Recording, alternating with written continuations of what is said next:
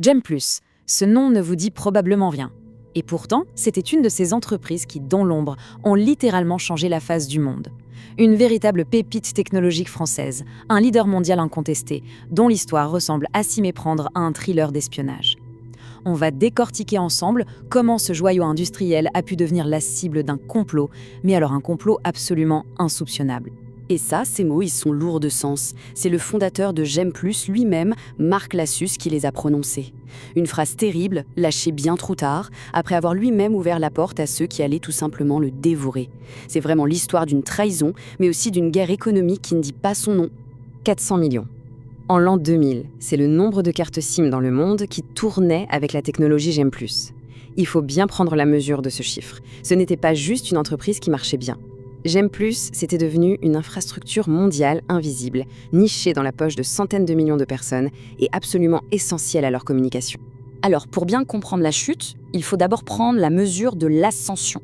Parce que Gem+, ce n'était pas n'importe qui. C'était un des plus beaux fleurons de l'ingénierie à la française. L'inventeur d'une technologie qui allait devenir, omniprésente. Et là, on touche au cœur du sujet. Une carte à puce, ce n'est pas un bête bout de plastique, non, c'est un véritable coffre-fort miniature, un micro-ordinateur. Et à l'intérieur, il y a son secret le plus précieux, les clés de chiffrement. En gros, des algorithmes ultra complexes qui protègent toutes les données. Celui qui contrôle ces clés peut, par exemple, écouter n'importe quelle conversation passant par une carte SIM. Et on parle des cartes bancaires, des passeports, des communications militaires. Bref, contrôler ces clés, c'est contrôler les secrets du monde. Et cette ascension, elle a été fulgurante, vraiment. D'une petite PME en 1988, Gem+ est devenue ce qu'on appellerait aujourd'hui la première licorne technologique française. On parle d'une croissance de 50% par an, de laboratoires ultra sécurisés, des meilleurs ingénieurs du monde. L'entreprise équipait la planète entière, l'Europe, l'Asie, l'Afrique, l'Amérique latine, partout, sauf sur un marché, un seul, qui obsédait son fondateur. Et nous voilà au cœur du drame.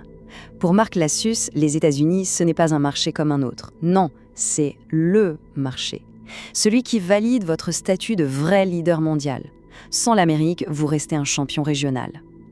Et cette obsession, elle va le pousser à prendre un risque fatal. Alors, quand un fonds d'investissement américain, Texas Pacific Group, qu'on va appeler TPG, frappe à la porte, l'entreprise se fracture littéralement en deux. Pour Lassus, c'est la chance de sa vie, la porte d'entrée qu'il attendait. Pour ses associés historiques, c'est tout l'inverse, c'est une menace existentielle. Ils le sentent, il y a quelque chose qui cloche dans cette offre, elle est bien trop belle pour être vraie. Et pourtant, les signaux d'alarme, ils étaient là, bien visibles. D'abord, TGP n'était pas du tout un spécialiste de la tech. Ensuite, leur offre était complètement démesurée, presque louche. Et surtout, il y avait cette exigence, avoir une part du capital suffisante pour bloquer toutes les décisions stratégiques. Pour les cofondateurs, le message était limpide. Ce n'est pas un investissement, c'est une prise de contrôle déguisée. Mais Marc Lassus, complètement aveuglé par son rêve américain et poussé par d'autres actionnaires, passe en force. Il pense faire une bonne affaire en négociant la participation de TPG à la baisse, mais en échange, il leur cède l'essentiel, le contrôle opérationnel de l'entreprise. Il croit avoir gardé le pouvoir, mais en réalité, il vient de leur donner les clés de sa propre maison. L'encre du contrat est à peine sèche que l'ambiance chez Gem+ change du tout au tout. Des consultants américains débarquent par dizaines. Le management historique est écarté un par un. Le piège commence, doucement, à se refermer. Très vite, la stratégie de la nouvelle direction devient claire. Saboter l'entreprise de l'intérieur. Des décisions complètement absurdes sont prises, comme essayer de tuer la division des télécartes, qui était pourtant la plus rentable. Et le pire, c'est que Gem+ est forcé de racheter une filiale en quasi-faillite qui appartenait à TPG. En gros, ils utilisent l'argent de Gem+ pour nettoyer leurs propres pertes. C'est un cas d'école. Et quand Marc Lassus commence à se rebeller, à comprendre ce qui se passe, la pression devient personnelle et terrifiante. La surveillance est constante. Un jour, il surprend un agent de sécurité en train de souiller ses poubelles. Un commerçant prévient sa femme qu'ils sont suivis en permanence dans la rue. Sa maison est cambriolée 3 fois. Mais à chaque fois, rien n'est volé. Le but n'est pas de prendre quelque chose. Le but, c'est l'intimidation. C'est un message, on est partout, on te surveille. L'étau se resserre. Marc Lassus est isolé, il est surveillé, il se sent trahi. Il est poussé dans ses derniers retranchements. Et l'acte final de cette prise de contrôle ne va pas se jouer en France, non, mais à Washington DC, dans un décor absolument surréaliste. Imaginez la scène. Il est en vacances, complètement coupé du monde sur une île des Caraïbes. Et là, il reçoit un fax.